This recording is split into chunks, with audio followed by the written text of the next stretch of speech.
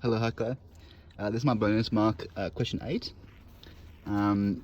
This is the hydrostatic pressure of the bottle, as well as the velocity of the spouts out from different hearted openings of the bottle. Let me quickly show you, let's do the calculations quickly. So the calculation, the P plus rho GH plus 1/2 rho velocity 1 squared equals atmospheric pressure 2 plus rho GH2 plus 1/2 rho V2 squared. That's the second half, the first half. And I got a little description beneath it. So it's atmospheric pressure 1. Pretty much what it just said. And this describes the pressure. This is my diagram, I'll get to it real quick. This is the pressure up here,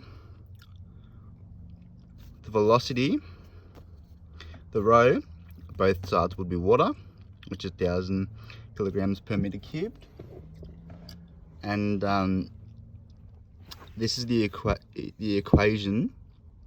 I'm going to simplify, get a simple equation to work out the velocities.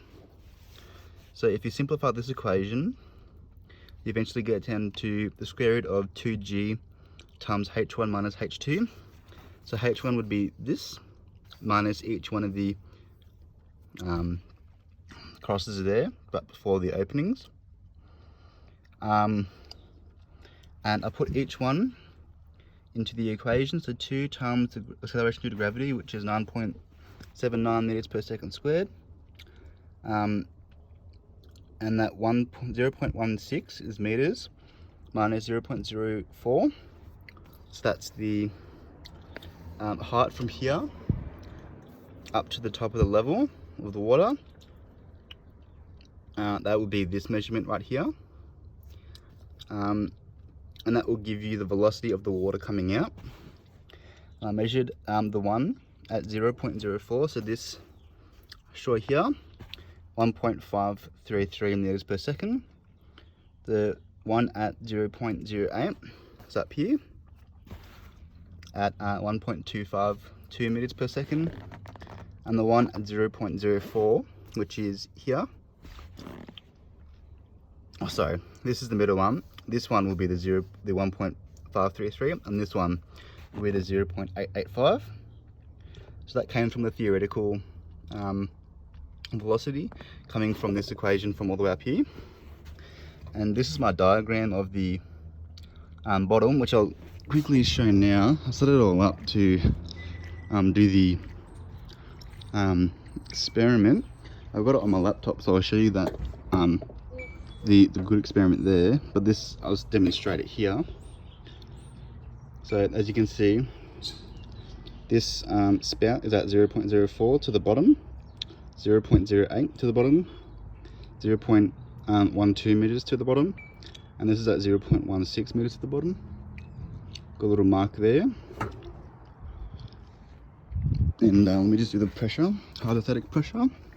The hydrostatic pressure is 102,499.8 pascals, or 1.0116 atm.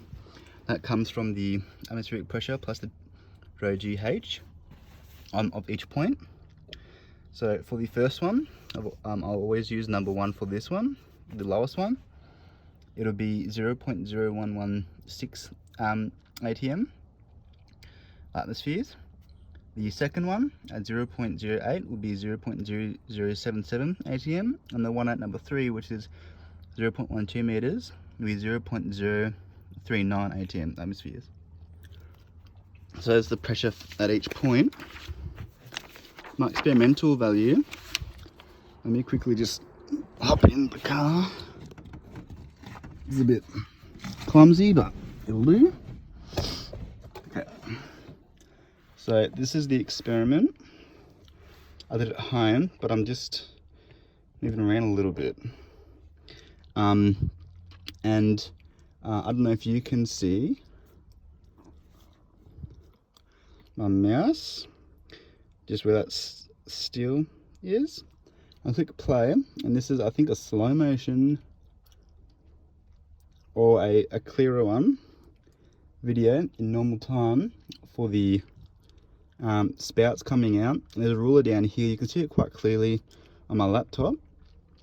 I'll demonstrate it happening in a bit when I get out of my tray, but best I can do right now. So this is the ruler that I measured the spouts from. If I click play, there you can see the water coming,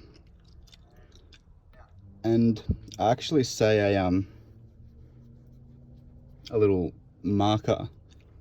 Well, I say now in the video, I don't know if you can hear it, but when this water level was at that mark, I said now, and the top one went to 0.07 meters, bottom one went to 0.075,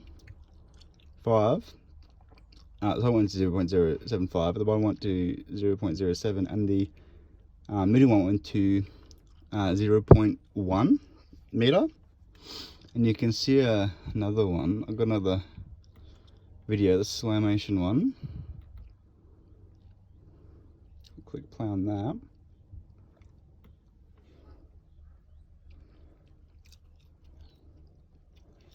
And you can see slowly coming down. I'll do a quick demonstration for it.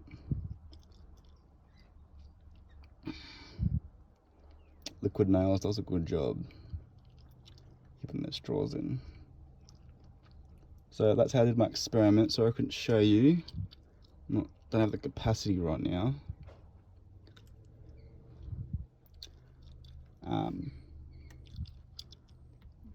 Okay, so that's that. Quickly show you my experimental stuff. That's the wrong one. Okay, so for my experimental, as you can see at the top,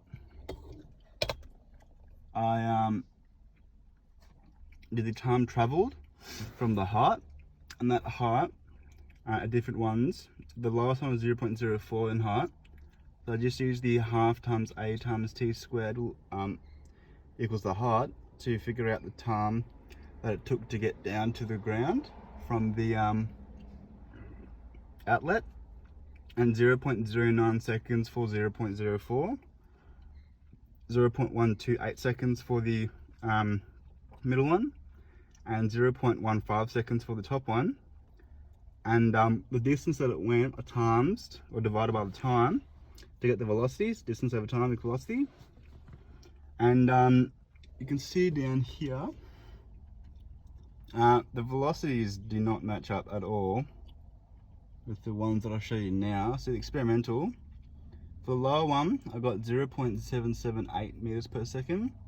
The middle one I got 0.781 meters per second, and the top one I got 0.478 meters per second. So it does decline as you get up on average, but not very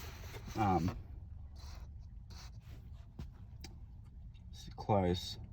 So the T is the theoretical, and I got for the first outlet at the bottom, I got 1.533 meters per second.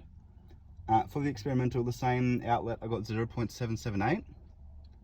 For the middle one, I got 1.252 meters per second. For the experimental, I got 0.781. Doesn't match up at all. And for the third one, I got 0.885 meters per second and 0.478 meters per second for the experimental, which doesn't add up. So the reason for that, I think, is the size of the holes in my bottle, because they're a little bit thicker than the ones in the video, in the photo, sorry. I think it played a bit of a role, but I'll quickly show you how it performs. Let me just take the cap off.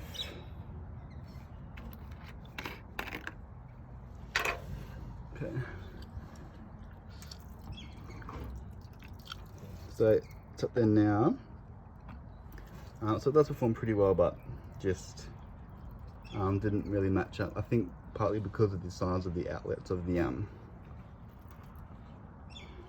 straws. But yeah, that's my bonus mark question 8. And thank you for watching.